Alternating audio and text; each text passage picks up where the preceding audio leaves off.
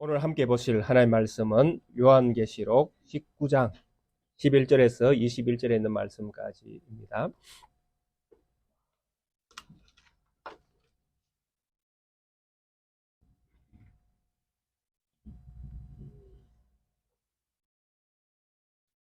계시록 19장 11절부터 마지막 21절에 있는 말씀까지 함께 한 목소리로 합독하겠습니다. 또 내가 하늘이 열린 것을 보니 보라 백마와 그것을 탄 자가 있으니 그 이름은 충신과 진실이라. 그가 공의로 심판하며 싸우더라. 그 눈은 불꽃 같고 그 머리에는 많은 관들이 있고 또 이름은 쓴 것 하나가 있으니 자기밖에 아는 자가 없고 또 그가 피 뿌린 옷을 입었는데 그 이름은 하나님 말씀이라 칭하더라. 하늘에 있는 군대들이 희고 깨끗한 세마포 옷을 입고 백마를 타고 그를 따르더라.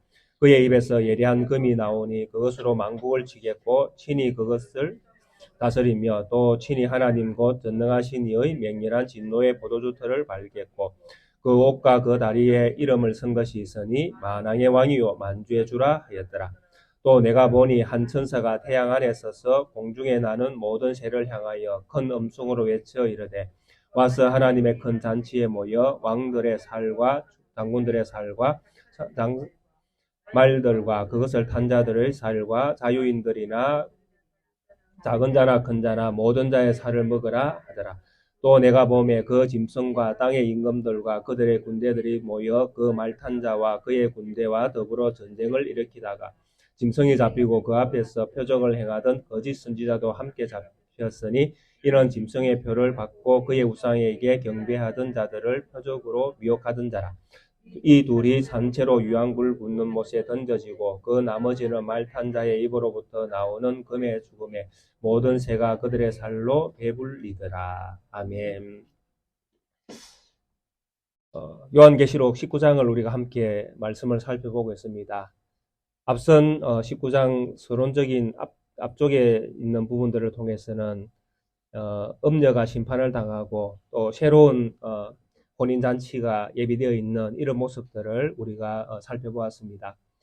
그래서 음녀, 그러니까 먼저 선택을 받은 이스라엘이 심판을 당하고 그 다음에 혼인잔치가 열리는 것을 볼 때에 후반부에 나타나는 이 혼인잔치는 이제 만국을 대상으로 한 새로운 혼인잔치인 것을 우리가 알 수 있습니다. 그래서 하나님께서 이스라엘이라는 나라를 선택하셨고 그 나라에게 메시아에 대한 예언을 먼저 선물로 허락해 주셨는데 그들이 이런 선물로 받은 것들에 대한 선물을 선물처럼 여기지 아니하고 뭐 그들이 가지고 있는 기득권처럼 또 그들이 이미 가졌지만은 이거 가진 것을 귀하게 여기지 아니하고 세상의 어떤 소망을 따라 살아간 그런 역사적인 어떤 사건들 때문에 결국 하나님은 그들을 버릴 수밖에 없었다라는 것입니다. 그래서 서론적인 부분에서는 음녀에 대한 심판이 있었고 음녀가 이제 그 먼저 선물 받은 그 이스라엘이 심판을 당했다라는 것은 이스라엘에게 주어졌던 기득권이 이제 사라졌다는 이야기입니다. 그래서 하나님께서 이제 예비된 새로운 사람들을 통해서 혼인잔치를 예비하셨다라는 것입니다. 그래서 이 혼인잔치에 청함을 받은 자들이, 택함을 받은 자들이 복이 있다라는 것. 그리고 그들이 입었던 깨끗한 세마포 옷은 바로 예수 그리스도를 믿는 믿음. 그래서 누구에게나 동등하게 주어지는 믿음이죠. 그래서 이 믿음에는 차별이 없습니다. 가난한 자나 부자나 큰 자나 작은 자나 약한 자나 강한 자나 이렇게 예수 그리스도를 믿는 믿음으로 받는 의는 모든 사람에게 다 공평하다는 것입니다. 그래서 예비된 자들에게 신부로서 예비된 자들, 신부로서 이제 그들이 이미 자신을 준비한 자들에게 깨끗한 세마포 옷을 입혀주었다는 것은 결국 예수 그리스도의 의의 옷을 그들에게 입혀주었다는 것입니다. 왜 그들이 신부로서 준비되었습니까? 왜 그들에게 깨끗한 세마포 옷을 입혀주었습니까? 바로 이들이 예수 그리스도를 믿는 믿음 때문에 순교의 제물들이 되었다는 것입니다. 그래서 그들은 예수 그리스도가 정말 하나님의 아들이시고 또 예수 그리스도를 믿는 믿음이 그들을 구원한다는 것을 분명히 알았다는 것입니다. 그래서 19장 그 2절 부분에서 그런 말씀들이 나왔지 않습니까? 그의 심판은 참되고 의로운지라 음행으로 땅을 더럽게 한 큰 음녀를 심판하사 자기 종들의 피를 그 음녀의 손에서 갚으셨다. 그래서 음녀라는 불려지는 이 이스라엘의 망한, 그러니까 심판받을 수밖에 없는 이스라엘의 그 상황 속에서도 피를 흘린 자들이 있었다라는 것입니다. 예수 그리스도를 믿는 믿음 때문에. 그래서 이들이 바로 예비된 자들이고, 또 이들이 새로운 또 하나님의 혼인잔치에 참여하는 택함을 받은 자들이었다라는 것입니다. 그래서 이런 모든 사람들이 동등한 어떤 그 의로운 어떤 자로 역임을 받으면서 하나님의 혼인잔치에 참여하게 되어지는 이런 궁극적인 이런 이유가, 원인이 누구에게 있는가 하니까 예수 그리스도에게 있다라는 것입니다. 예수 그리스도가 누구냐? 예수 그리스도를 믿느냐 믿지 않느냐, 예수 그리스도를 하나님의 아들로 믿느냐 믿지 않느냐, 예수 그리스도를 우리의 구원자로 믿느냐 믿지 않느냐. 그래서 망한 이스라엘은 이런 예수 그리스도를 거부했다라는 것입니다. 복음서가 다 그걸 보여주잖아요. 복음서 안에 있는 모든 내용들이 이스라엘은 그들에게 온 메시아를 거부했다라는 것입니다. 그래서 이스라엘을 거부한 그들 때문에, 그들로 말미암아 결국 심판대 위에 섰다라는 것입니다. 십자가 위에 설 수밖에 없었잖아요. 그래서 이스라엘은 그들이 왜 망할 수밖에 없는가를 그런 사건들을 통해서 분명히 보여주었다라는 것입니다. 그리고 그들이 예수 그리스도를 거부하니까 새로운 이제 예수 그리스도를 믿는 사람들을 만드는데, 그 만드는 대상이 누구냐니까 만국인 거예요. 온 세계에서 예수 그리스도를 믿는 믿음의 사람들을 다 불러 모으는 것입니다. 그래서 혼인잔치에 모든 사람들 다 초대하는 것입니다. 여기서도 저기서도 누구든지 듣는 사람들은 다 오라는 것이죠. 다만 올 때에 무엇을 입어야 됩니까? 예복을 반드시 입고 오라는 것이죠. 혼인잔치라고 그냥 덜렁덜렁 와서는 안 된다라는 것입니다. 혼인잔치에 맞는, 격식에 맞는 옷을 갖춰 입고 오라는 것입니다. 그래서 이 옷이 무엇이냐? 깨끗한 세마포 옷인 거예요. 누구에게나 주어진 깨끗한 세마포, 즉 예수 그리스도를 믿는 믿음, 예수 그리스도가 하나님의 아들인 것을 믿는 믿음, 예수 그리스도가 우리의 구세주인 것을 믿는 믿음, 그것을 가지고 오라는 것이죠. 사랑하는 우리 낙계교회 성도님들, 이 믿음이 있으십니까? 예수 그리스도를 이런 분으로 믿으십니까? 예, 그러면 우리가 이제 깨끗한 세마포옷을 입고 있는 거예요. 이런 모든 사람들이 어떤 사람들입니까? 복이 있는 사람이다. 택함을 받은 자, 청함을 받은 자, 이 혼인잔치에 청함을 받은 자가 복이 있다. 그래서 예수 그리스도를 알고 예수 그리스도를 믿는 믿음을 가진 이 모든 것들이, 예수 그리스도가 우리의 구세주 된다라는 이 모든 말씀들이 어디에 있느냐? 이 예언의 말씀에 다 들어있다라는 것이죠. 그래서 이 예언의 말씀은 참이다. 이 예언의 말씀, 요한계시록뿐만 아니라 성경의 모든 말씀들은 예수 그리스도에 관한 말씀이다라는 것이죠.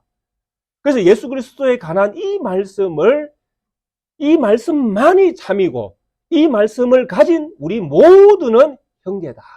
이것을 1절부터 10절에 있는 말씀까지의 요약입니다. 이 말씀을 한 거예요. 그 요한계시록에 사도 요한을 통해서 기록한 이 예언의 말씀도 예수 그리스도에 관한 이야기다라는 것이죠. 그래서 이 예수 그리스도에 관한 이 이야기를 믿는 믿음을 가진 자들이 복되고, 이것이 이 예언의 말씀만이 참이다라는 것을 우리는 알고 믿어야 된다는 것입니다.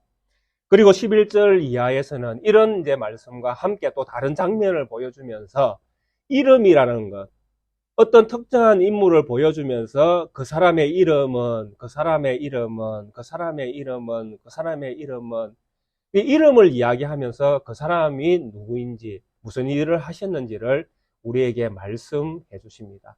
그런데 궁극적으로는 그분이 백마를 타고 싸우는 분으로 먼저 등장을 하시는 것이죠. 그래서 사실 이름이라는 것은 딱 들으면 다 압니다. 우리가 원로 목사님 모시고 있지 않습니까? 목사님의 이름을 딱 들으면 우리는 그분이 누구이신지, 그죠? 그분이 무슨 일을 하셨는지, 그분이 어떤 인격을 가지셨는지 우리 다 알잖아요. 그래서 이름이라는 것이 이런 의미를 가지고 있는 것입니다. 예수님의 이름이 예수다라고 그러면 예수님, 도대체 예수님은 누구이냐? 그럼 예수라는 이름을 들어도 그분이 누구인지를 우리는 머릿속에 다 떠올리는 거예요. 그분이 무슨 일을 하셨는지, 그분이 어떤 신분을 가지고 계신 분이신지, 그분이 이 땅에 오셔서 어떤 일을 하셨는지, 그분은 장차 무슨 일을 하실 것인지, 우리는 그분의 이름을 들으면 다 알게 되는 것입니다. 그래서 첫 번째 그분의 이름을 이야기할 때 충신, 진실, 그리고 이 충신과 진실이라는 이름을 가지고 공의로 심판하며 싸우는 분으로 소개를 드렸습니다. 그분의 이름은 충신이고 진실이라는 것은 그분만이 신실하고 진실하신 분이라는, 그분만큼 충성되고 신실하신 분도 없고 그분만큼 진리이신 분도 없다라는 이야기입니다. 그분만이 진리라는 것이죠. 예수만이 진실이고 진리이고 그분만이 하나님 앞에 충성스러운 분인 것을 우리에게 말씀을 하는 것입니다. 그래서 이런 어떤 진실과 또 성실, 신실하심으로 그분이 가지고 있는 공의로서 세상을 판단하고 싸운다라는 것이죠. 그분이 싸우는 무기는 무엇이냐라고 할 때에 바로 공의입니다. 공의. 모든 사람에게 주어지는 의. 모든 사람에게 주어지는 의라고 할 때에 도대체 모든 사람에게 주어지는 의는 무엇이냐? 바로 로마서 3장 22절에서 우리에게 말씀을 주고 있습니다. 모든 믿는 자에게 주는 이 하나님의 의는 차별이 없다라는 것입니다. 차별이 없는 의. 어떤 의가 되겠습니까? 예수 그리스도를 믿는 믿음. 모든 사람에게 주는, 곧 예수 그리스도를 믿음으로 말미암아 모든 믿는 자에게 미치는 하나님의 의는 차별이 없느니라. 예수 그리스도를 믿는 것이죠. 이 의는 누구에게도 차별이 없습니다. 누구에게나 다 공평합니다. 그래서 이 의로서 예수님은 이제 싸우시는 것이죠. 누구와? 세상에 있는 사람들과 또 세상에 있는 세력들과 싸우는 것이죠. 그래서 이분의 싸움은 정말 충성스럽게 싸울 것이고 그분의 말씀의 판단은 정말 진실만이 될 것입니다.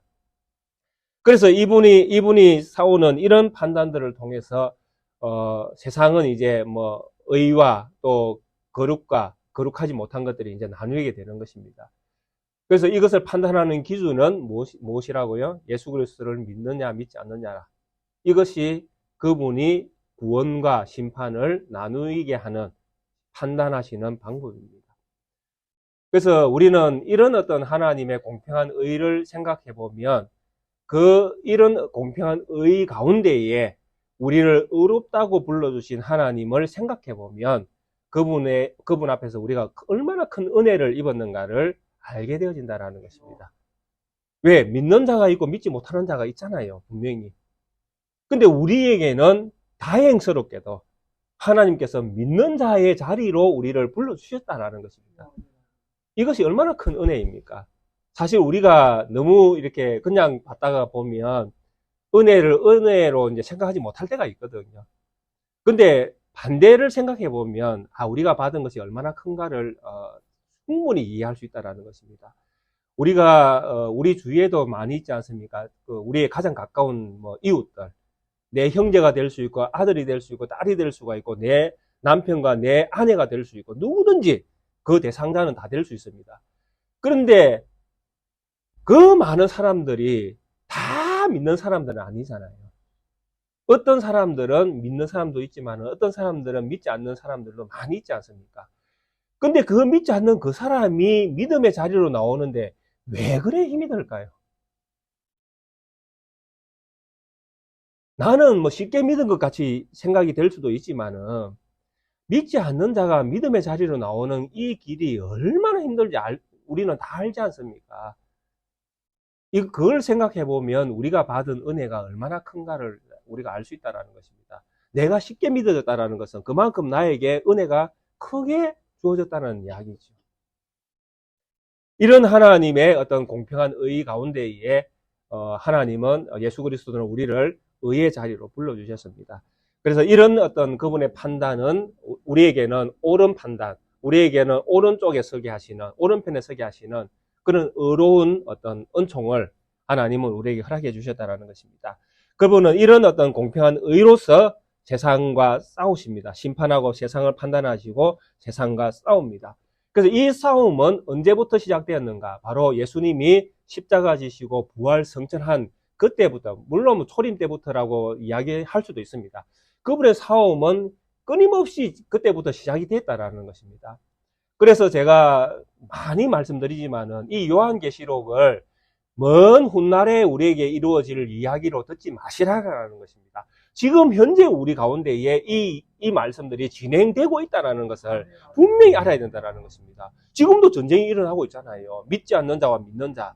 이것을 구별해내는 이 싸움을 정말 하나님은, 예수 그리스도는 하나님의 우편에 앉아 계셔서 지금도 천상에서 싸우고 계시잖아요. 그분이 부를 자를 불러주시고 그분이 멸할 자를 멸하시는 이 전쟁은 지금도 끊임없이 그분은 충성스럽게 진실되게 성실하게 그분의 역할을 다 하고 계시는 것입니다. 그래서 우리가 기도도 하지 않습니까? 가까운 우리 이웃을 위해서 하나님, 이 이웃이 하나님의 자녀가 되게 해주십시오. 우리가 왜 기도합니까? 이 기도가 싸움이잖아요. 하나님이 이 사람을 불러줄 것인가 불러주지 않으실까? 이 선택의 기로 속에서 우리는 서 있지 않습니까? 그래서 우리의 가까운 이웃을 위해서 우리가 기도할 수밖에 없고 하나님의 자비와 긍휼이 내 이웃에게 임하도록 그런 은총이 주어지도록 우리는 하나님 앞에 간구할 수밖에 없지 않습니까? 이게 전투인 것입니다. 이게 싸움입니다. 그래서 이런 싸움을 예수 그리스도께서는 하나님 우편에 앉으셨을 때부터 지금까지 하고 계시다라는 것입니다.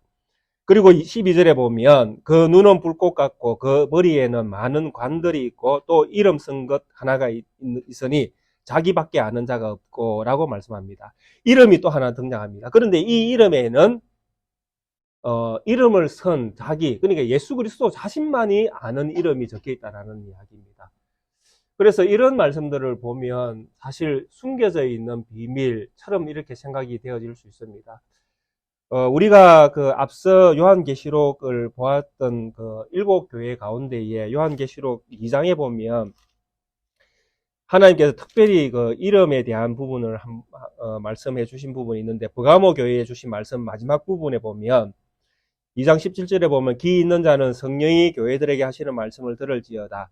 이기는 그에게는 내가 감추었던 만나를 주고 또 흰돌을 줄 터인데 그 돌 위에 새 이름을 기록한 것이 있나니 받는 자밖에는 그 이름을 알 사람이 없더라. 이렇게 말씀이 기록되어 있습니다. 그래서 어떤 이름이 적혀 있는데 이것은 받는 사람만 이제 알 수 있는 이름이 적혀졌다라는 것입니다. 교회에 주어진 그 선물 가운데에. 물론 그 이름은 뭐 예수일 수도 있고, 그렇죠? 또 비밀스러운 이야기지만 받는 사람은 알 수 있는 이름이 적혀 있는 것이잖아요. 그처럼 이 사역 속에서도 이분이 이름이라는 것은 제가 앞서 말씀드린 것처럼 그분이 누구인지를 보여주는 거잖아요. 내가 누구다. 내가 무슨 일을 한다. 그러니까 이런 말씀들을 볼 때 이 이름은 자기만이 자기 자신의 하는 일을 알고 있는 분이죠. 그러니까 독특한 어떤 성격을 가지고 있는 것입니다. 알려지지 않는 비밀과 같은.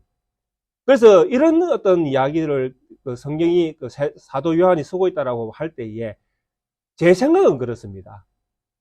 이분에 대한 어떤 그 정체를 세상 가운데 드러내야 되는데 감히 이름으로는 이분을 드러낼 이름이 없다라는 것처럼 저는 들립니다. 그러니까 이게 무슨 말이냐 하니까 이 분이 너무 큰 거예요. 너무 위대한 거예요. 너무 커서 감히 사도 요한이 이름이라는 글자로는 이분을 담아낼 수가 없다라는 것이죠. 그러니까 이름을 기록할 수가 없다라는 것입니다. 에베소서에 보면 이와 비슷한 말씀이 한 군데 있습니다. 에베소서 1장에 보시면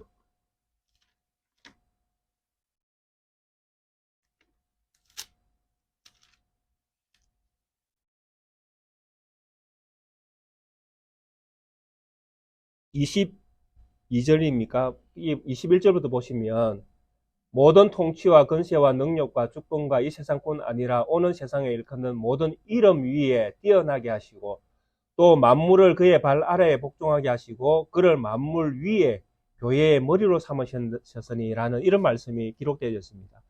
이건 예수 그리스도에 대한 말씀인데 이분이 무엇이 모든 이름 위에 뛰어난 이름인 것이죠. 모든 이름 위에 뛰어난. 이런 표현들 같이 보인다라는 것입니다. 바로 여기에 나오는 이 말씀이. 이름이 있는데 이 이름은 모든 이름들 위에 초월해서 있는 이름. 그러니까 어떤 이름으로도 담아낼 수 없는 이름. 왜 그렇습니까? 이분은 눈은 불꽃 같고 그 머리에는 많은 관들이 있다라고 했거든요. 그래서 이름을 정의 내릴 수 없다. 이렇게 지금 이야기하는 것입니다. 그분의 눈은 불꽃과 같아서 그분의 머리에는 너무 많은 관이 있어서 감히 그분의 이름을 내가 기록을 못하겠다라는 것이죠. 특징이 그렇습니다. 그래서 그럼 이 특징이 보여주는 이런 그 내용이 무엇이냐라고 할 때에 불꽃 같은 눈은 무엇입니까? 온 세상을 다 꿰뚫어 본다는 이야기잖아요. 즉 예수님께서 우리 장로님을 탁 보면 장로님 머리부터 발끝까지 뭐 숨길 게 아무것도 없다라는 이야기입니다. 그냥 보면 안다라는 것이죠. 그분이 기억하신다. 최고 좋은 말씀이거든요. 하나님이 우리를 기억하신다라는 것이 최고 좋은 말씀입니다. 우리는 죽으면 바로 천국 갈 건가, 뭐 지옥, 아니면 우리가 어디에 가 있다가 뭐 올 거냐, 뭐 아니면 그 천국이 아니라 뭐 땅이 그냥 묻혀있을 것이냐. 우리는 그런 거 전혀 걱정할 거 없습니다. 왜 그렇습니까? 천지 만물, 이름으로 기억할 수 없는 그분의 눈이 우리를 보았다라는 것입니다.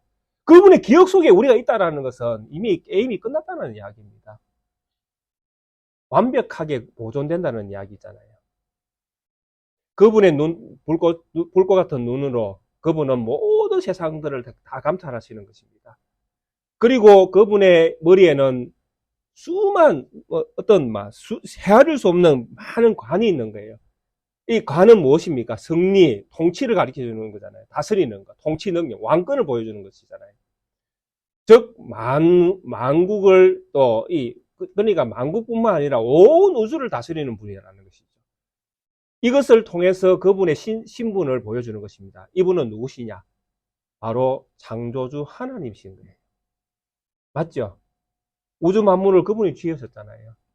그분의 통치를 받잖아요. 그래서 지금 이 이야기를 하는 것입니다. 이분은 우주 만물을 창조하시고 다스리시는 만왕의 왕이라는 것이죠.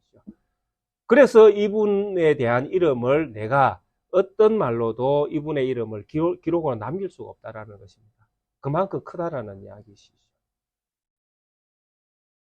우리 예수님이 이런 분이십니다.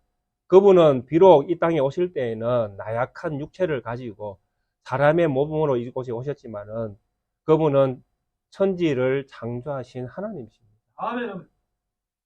그렇게 우리가 믿으셔야 됩니다. 하나님 아버지가 말씀을 통해서 성령의 능력으로 세상을 창조하셨지 않습니까? 그 창조의 능력 속에 말씀으로 임재하셨던 분이 우리 예수님이 아니십니까? 그래서 그분은 창조주 하나님이십니다. 그렇게 우리가 믿어야 되는 것이죠. 그분이 그분의 눈으로 세상을 보시고 만물을 보시고 우리를 보고 계시는 거예요. 그러니까 우리의 연약함을 고백할 수도 있고 또 우리에게 주어진 모든 날들을 예수 그리스도 의지하여 살 수 있는 힘이 우리에게 생기는 것입니다. 왜? 태초에 하나님이 천지를 창조하십니다. 이렇게 성경이 시작되는 것처럼 그 하나님이 나와 함께 하시느니라. 이렇게 성경은 우리에게 말씀해 주시니까 얼마나 우리가 큰 은혜와 큰 능력과 큰 보호하심과 또 그분의 어떤 큰 능력으로 우리를 다스리고 계시는 것을 우리가 직접 말씀을 통해서 우리가 깨닫게 되어지니까 그 속에 있는 우리가 얼마나 큰 복이 있겠습니까? 그래서 이런 어떤 말씀들을 12절에서 하고 있는 것입니다. 12절은 창조주 하나님으로서 오신 예수님의 그 모습을 우리에게 보여주시고 그분이 지금도 세상을 다스리고 계시는 창조주 하나님이신 것을 우리에게 보여주고 있는 것입니다. 그리고 13절부터 15절까지 또 하나의 이름이 나옵니다. 13절부터 보면 또 그가 피 뿌린 옷을 입었는데 그 이름은 하나님의 말씀이라 칭하더라. 그 이름은 하나님의 말씀이라 칭하더라. 이렇게 되어 있습니다. 또 그가 피 뿌린 옷을 입었는데 그 이름은 하나님의 말씀이라 칭하더라. 자, 이 말씀이 또 하나의 이름으로 이름으로 주어져 있는데 이 이름은 하나님의 말씀이라는 이름이 주어져 있습니다. 이분은 하나님의 말씀이다. 그런데 이분이 어떤 옷을 입고 있습니까? 피 뿌린 옷을 입고 있습니다.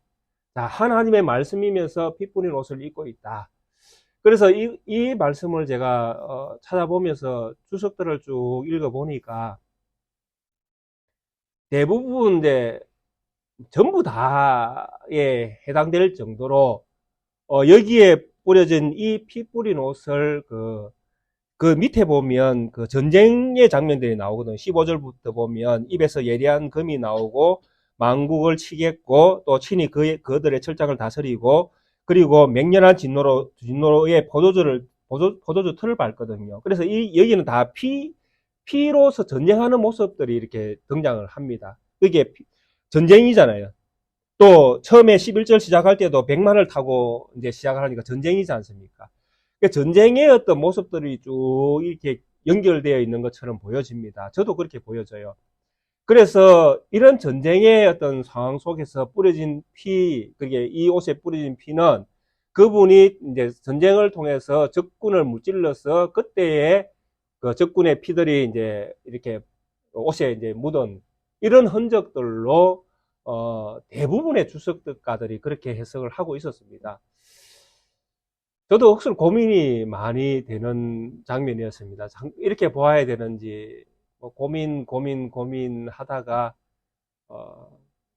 어차피 하나님께서 저에게 주시는 은혜가 있고 또 설교는 또 제가 해야 되니까요.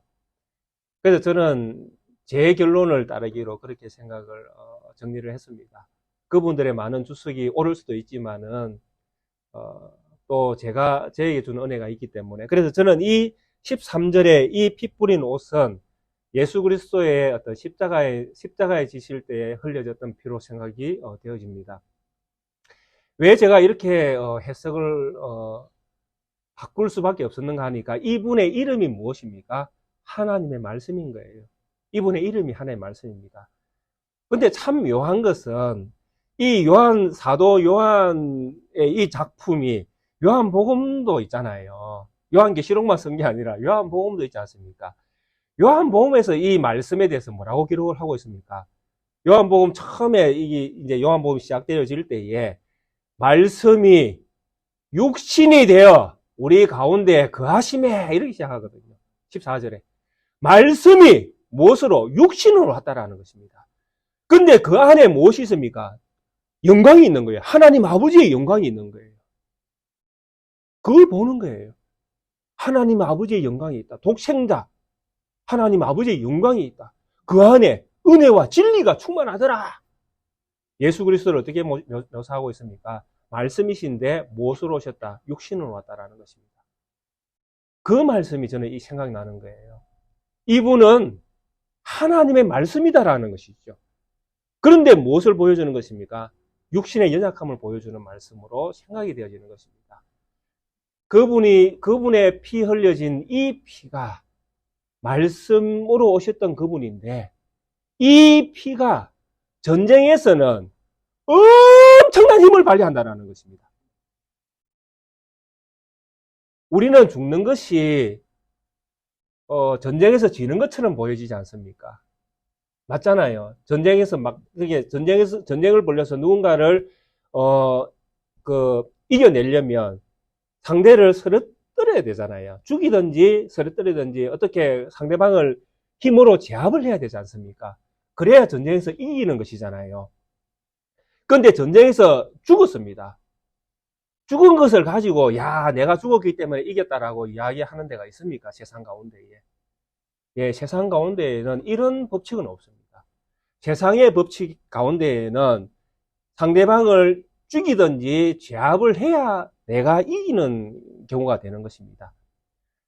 그런데 내가 죽었는데 이기는 경우는 어디에밖에 없습니까? 성경밖에 없습니다. 그것도 어디에? 십자가밖에 없습니다. 십자가는 예수 그리스도가 죽어야 진짜 이기는 경기를 하게 되는 자리입니다. 왜 그렇습니까? 바로 예수님은 타락한 세상을 없애버리기 위해 오셨거든요. 그래서 타락한 세상에서는 무엇을 하면 안 됩니까? 그것을 가지면 안 되는 것입니다. 타락한 세상을 가지면 안 되잖아요. 타락한 세상을 버려야 되는 것입니다. 그것이 진정으로 승리하는 것이거든요. 이 전쟁입니다. 예수 그리스도가 백마 타고 전쟁을 벌이고 있는 것입니다. 근데 이 전쟁은 지금 어디 가운데에서 벌어지고 있습니까? 우리 안에서 벌어지고 있는 것입니다. 우리의 세계, 새로운 혼인잔치를 만들어 놓은 이 만국 속에서 전쟁은 일어나고 있는 것입니다. 이 전쟁에서 우리는 이겨야 됩니다. 반드시 이겨야 됩니다. 근데 무엇을 이길 것입니까? 바로 우리가 십자가를 질 때 이기는 것입니다. 누구든지 나를 따라오려거든 자기 자신을 부인하고 네 십자가를 지고 나를 쫓아라. 그러면 네가 이길 것이다. 이 세상에서 살려면 죽을 것이고 죽으려면 살 것이다. 이것이 하나님께서 우리에게 주신 성경이 가지고 있는 유일한 세상과 다른 법칙이 바로 이 법칙입니다. 세상은 이기고 싸움을 잘해야 되고 또 상대방을 넘어뜨려야 되고 제압을 해야 이기지만은 성경은 이 세상에서 죽어나가기를 원하는 것입니다. 이것이 전쟁에서 이기는 것입니다. 그래서 제가 이 13절을 고민을 할 수밖에 없었던 것은 바로 이런 이유에서 저는 고민을 할 수밖에 없었습니다. 문맥을 따져보면 훨씬 주석가들의 어떤 해석이 달라 보입니다. 그러나 문장 하나하나를 다 따져보면 제가 해석하는 이것도 그렇게 성경을 벗어나지는 않는다는 생각이 저는 들었습니다. 그래서 저는 이렇게 해석하기를 원하는 것입니다. 정말 우리가 말씀으로 오신, 육신으로 오신 이 예수 그리스도의 피 뿌려짐에 우리가 동참하게 되어지고 그분의 어떤 피 뿌려짐의 어떤 역사가 우리로 하여금 세상에서 이기는 능력을 갖게 한다는 것. 이것만은 진리라는 것입니다. 이 진리를 우리가 붙들어야 된다는 것입니다. 그리고 14절 이하에 보면 하늘에 있는 군대들이 희고 깨끗한 세마포옷을 입고 백마를 타고 그를 따르더라. 그의 입에서 예리한 금이 나오니 그것으로 만국을 치겠고 친히 그들을 철장으로 다스리며 또 친히 하나님 곧 전능하신 이의 맹렬한 진노의 포도주를 밟겠고 그 옷과 그 다리에 이름 쓴 것이 있으니 만왕의 왕 만주의 주라 하더라. 자, 이 이제 14절 이하에서 이제 진짜 만왕의 왕, 이분이 만왕의 왕이고 만주의 주일 수밖에 없는 이유를 또 이제 설명을 하는 것입니다. 이분의 이름은 만왕의 왕이다. 만주의 주다. 그게 모든 만국을 이분은 다스리신다. 12절에 말씀하신 것처럼 이분은 만국을 다스리고 창조하신 창조주 하나님이시다. 근데 이 창조주 하나님이 하늘에 있는 군대들이 희고 깨끗한 세마포옷을 입고 백마를 타고, 우리도 백마를 타는 거예요. 그죠? 백마를 타고 백마 타신 예수 그리스도의 뒤를 따르는 것입니다. 그런데 이 예수 그리스도의 입에서 무엇이 나옵니까? 예리한 금이 나오고 그것을 만국으로, 그 금으로서 만국을 치고, 그리고 그들을 철장으로 다스리고, 그리고 그 모든 것들을 다스린다는 거, 결국 그분이 이기는 것이잖아요. 포도주 틈을 밟아버리니까 맹렬한 진노로 전능하신 이 구원하기에 충분한 능력이 있는 그 하나님께서 맹렬한 진노로 포도주 틀을 밟겠다는 이야기는 결국 모든 것들을 완전 심판의 어떤 대상으로 삼아버리는 것이죠. 물론 이 심판 가운데 무엇이 일어날 수 있습니까? 생명이 일어나는 사건도 일어납니다. 왜? 심판과 생명은 동시에 일어나니까요. 이 심판을 통해서 구원에 참여하는 사람, 회개하고 돌아오는 사람들 분명히 있습니다. 그 사람들은 구원에 참여하게 되어지죠. 이 일을 하시는 분이 누구냐? 다리에 이름을 쓴 것이 있는데 그 옷과 그 다리에 이름 쓴 것이 있는데 읽어봐라. 무엇이냐? 만왕의 왕이요 만주의 주라. 정말 놀라운 이름이 그 위에 서 있습니다. 그런데 중요한 것은 이 예수 그리스도를 따르는 이 사람들이 무엇을 입고 있는가 하는 것이죠. 무엇을 입고 있습니까? 희고 깨끗한 세마포옷을 입고 있습니다. 그죠? 맞습니까? 예, 희고 깨끗한 세마포옷은 어디에 나왔습니까? 8절에 나왔습니다. 한번 8절 보실까요? 그에게 빛나고 깨끗한 세마포옷을 입도록 허락하셨으니, 맞죠? 그리고 똑같은 옷을 또 이들을 입고 예수 그리스도의 뒤를 따릅니다. 그런데 이 8절에 있는 이 말씀은 무엇이라고 했습니까? 이 옷은, 이 세마포 옷은 성도들의 옳은 행실이라고 했습니다. 맞죠? 제가 성도들의 옳은 행실은 뭐라고 설명을 드렸습니까? 예수 그리스도를 믿는 믿음, 의. 그러면 백마 타고 예수님이 가신 길을 뒤따라가는 깨끗한 세마포옷을 입고 있는 이 사람들은 무엇을 가지고 있습니까? 예수 그리스도를 믿는 믿음을 가지고 이분을 따라가는 것입니다. 이 모든 말씀이 정의를 내리고 있습니다. 예수님께서 앞서 가시는데 무엇을 타고 가십니까? 백마 타고 갑니다. 그리고 세마포옷은 하얀 세마포옷을 입고 수많은 무리들이 그 뒤를 따라갑니다. 그리고 이분은 싸웁니다. 창도 있고 발에도 엄청난 어떤 투구를 가지고 계시겠죠. 엄청난 힘을 가지고 하는데 사실은 그 힘이 어디에서 나옵니까? 입에서 나오죠. 예리한 금이, 입에서 예리한 금이 나오니까요. 그러면 입에서 나오는 예리한 금은 무엇이겠습니까? 그분이 입으로 싸웁니다. 입으로 싸웁니다. 그분이 입으로 싸우는 건 뭘로 싸운다는 이야기겠습니까? 예, 하나님의 말씀으로 싸우는 거잖아요. 그래서 그 위에 하나님의 말씀이라고 나왔던 것이죠. 제가 그렇게 보고 있는 것입니다. 그분의 말씀, 그분이 싸우는 금은 궁극적으로 무엇이었습니까? 하나님의 기록된 말씀이었다라는 것입니다. 이 말씀을 가지고 세상을 싸우는 것입니다. 그런데 이 세상을 싸우는 이 모든 싸움은 누구의 싸움을 본받아서 싸우는 것입니까? 앞서 누가 가니까? 대장이 가니까. 대장 뒤를 따르는 것이잖아요. 뒤를 따르면서 대장이 싸웠던 말씀을 가지고 우리가 대변하면서 싸우는 거잖아요. 그런데 예수님께서 이 세상에서 싸울 때에 진리의 말씀을 가지고 싸우셨습니다. 그리고 그분은 승리하셨습니다. 그런데 그 승리를 무엇을 통해 이루셨습니까? 십자가를 통해서 이루셨다라는 것입니다. 결론이 이렇게 납니다. 그러면 결국 우리에게 뭐라고 말씀하십니까? 성경은 너희가 예수 그리스도의 군사로 그분이 대장인 것을 인정하면서 그분을 따르느냐? 그러면 너희는 말씀의 금을 가져라. 그런데 이 금은, 이 말씀의 금은 세상 만국을 치고 다스리는 능력이 있다라는 것이죠. 그런데 이 금을 가지고 세상을 치고 만국을 다스리면 결국 너희는 세상 가운데에서 십자가를 지게 될 것이다. 이렇게 성경은 기록을 하고 있는 것입니다. 이해가 되십니까?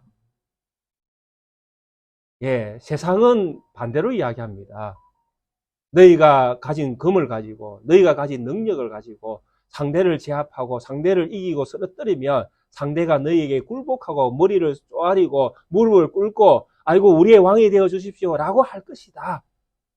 그러나 예수 그리스도를 따르는 무리들, 너희는 예수 그리스도의 말씀의 금을 가지고 세상으로 나아가면 너희들은 그 금에 의해서 세상 가운데에서 양의 1위대가 양대 가운데 보내는 것처럼, 양대가 1위대 가운데 보내는 것처럼 너희들은 세상 가운데에서 죽음이라는 십자가라는 그 막다른 골목에 너희는 이르게 될 것이다.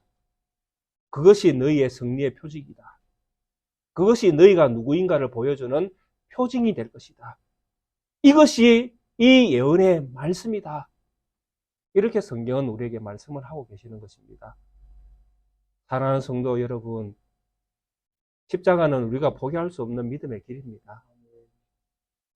근데 이 십자가를 지는 것이 하나님께서 우리에게 은혜를 베푸신 흔적들입니다. 이 십자가를 우리가 믿기 때문에 우리가 이곳에 있는 것입니다. 이 믿음을 가지신 사람들이 바로 택함을 입은 사람들입니다. 오늘 우리에게 성경은 이 믿음을 우리에게 바라고 소망하고 또 이 믿음을 가지고 세상 가운데 살라고 성경은 우리에게 하나님의 음성으로 우리에게 들려주고 있는 것입니다.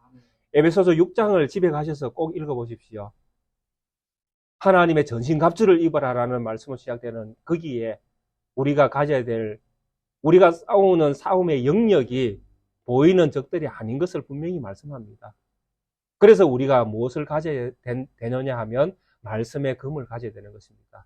성령의 능력, 말씀의 금을 가지고 우리가 세상으로 나아가 세상 가운데에 우리가 하나님의 십자가를 지은 군병인 것을 드러낼 때에 세상은 어두움에서 밝음을 보게 될 것이고 세상은 어두움에서 밝음으로 나오려고 발버둥 치는 사람들이 생기게 되어질 것입니다. 이 믿음으로 세상을 사시는 우리 모든 낱개교회 성도님 되시기를 주의 이름으로 축원드리겠습니다. 아멘. 함께 찬송가 499장을 찬송드리도록 하겠습니다.